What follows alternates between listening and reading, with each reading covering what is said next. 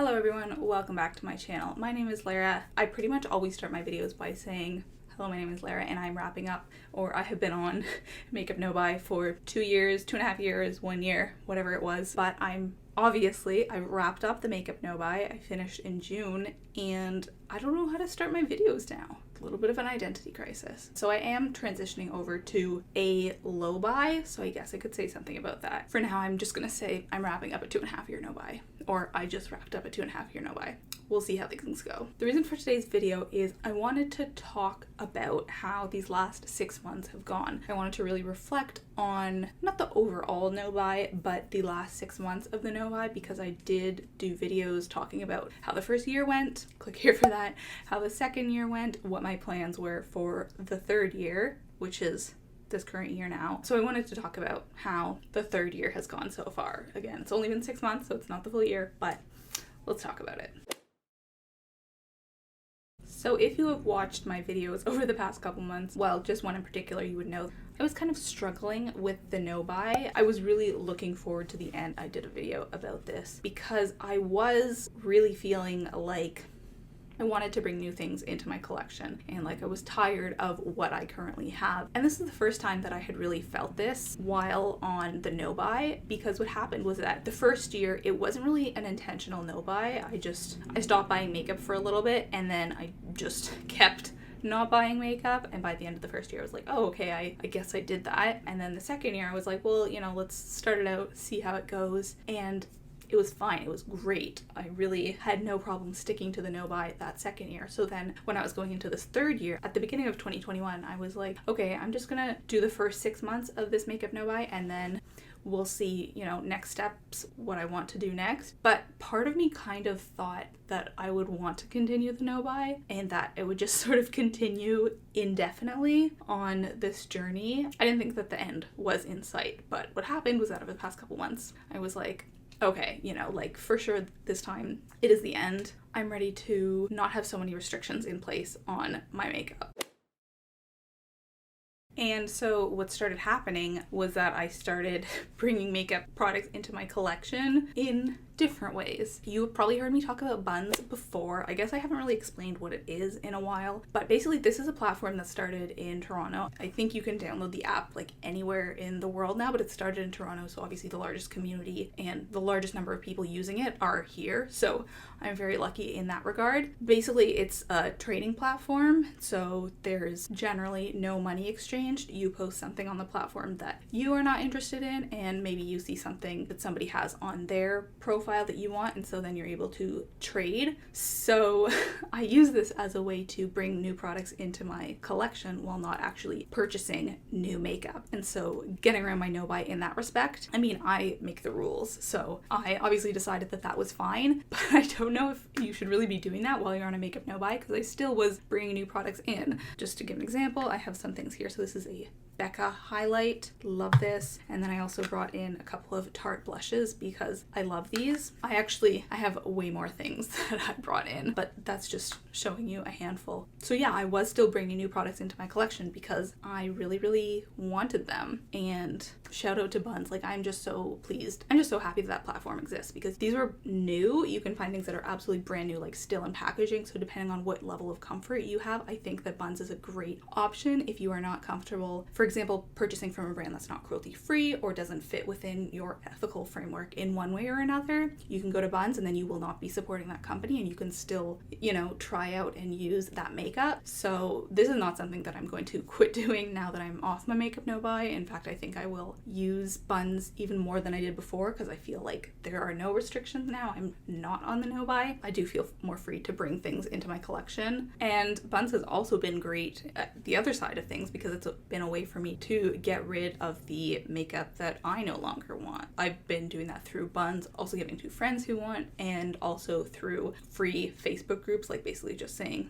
does anyone want this? And inevitably there is going to be someone who wants it. There's like tens of thousands of people in those groups. So doing that as a way to declutter has been fantastic and makes me feel less bad about getting rid of makeup because I know someone else will get use out of it. So I've been using those sorts of platforms more than ever before in the past 6 months. So that has been something great to come out of my no buy. Also, there's no particular like structure to this video. I'm just talking about my insights and thoughts and what I've learned in case this seems all over the place. Another thing that I tried out and I learned was I did a mascara collection video a couple months back, and I wanted to see if my old mascaras had really expired. Because people talk about, in particular, mascara expiration a lot for good reason, because it's something that goes right by your eyes. So people have fears about, getting eye infections, bacteria, whatnot. And I had not at all stuck to the rule of getting rid of products after 3 months, 6 months, whatever. I get rid of mascara when either it smells really bad or I can't use it anymore, like there's nothing left. So I'm still using mascara products that I've had for years and years, and I thought maybe I should do some testing into that to see if that actually was a good idea. Luckily, my partner is doing his PhD in molecular genetics, so he has access to a full lab. Obviously, he does not usually test on makeup, but I was like, hey, is there any chance you could do a test on my mascaras? So I gave him my newest mascara, which was a sample from the Sephora birthday gift, which I got at the end of September. So I'd had it from September to January, which is when I gave him the mascara. And then my oldest mascara, which is from like a decade ago. Okay, I just asked him to come join me and explain the experiment. He declined. So I will read off what he said. So he took the mascara. What was that? Oh, thank you. He just sent me the pictures. He took the mascara brushes and he scraped the ink with a plastic loop.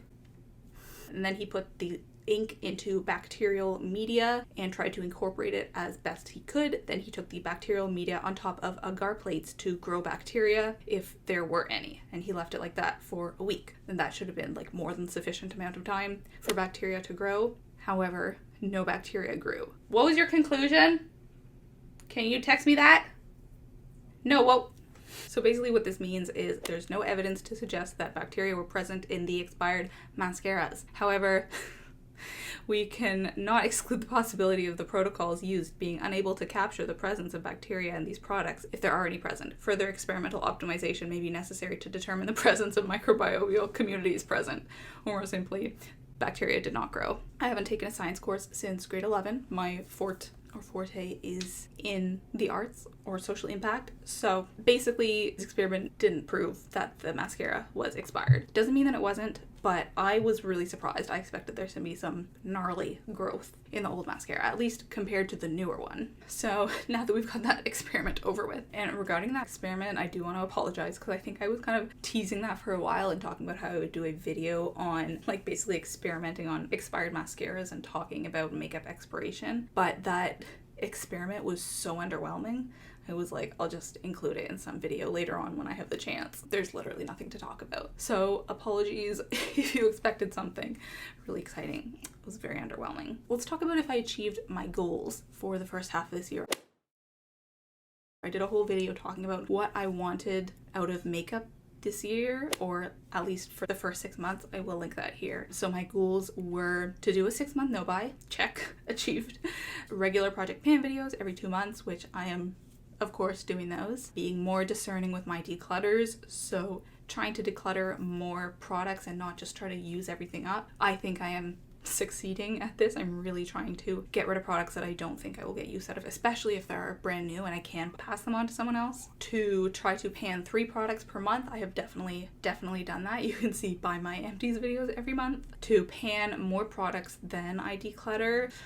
This one I don't know about, but partially that is because I have been trying to declutter the makeup that I had at my parents' over the past couple months, and I had so much stuff in there that I just never touched, and so I think that does outweigh what I've been able to finish. But I didn't expect to be able to do that this year, honestly. I just sort of thought those things would sit there indefinitely. And then another goal is to create makeup looks that I enjoy. And I finally feel like I am succeeding at this. And the reason is because I decluttered so many eyeshadow palettes over the course of 2020. The palettes and the eyeshadows that I have now are really the colors that I love and I enjoy, and I use them. So I like the makeup looks that I'm doing. I will differentiate a little bit between eye looks and face looks because I still feel like I'm not overall super happy with the way that my face makeup turns out some days because I don't love all of the face products I'm using, but I do really like the eye products I'm using. So I'll just have to, you know,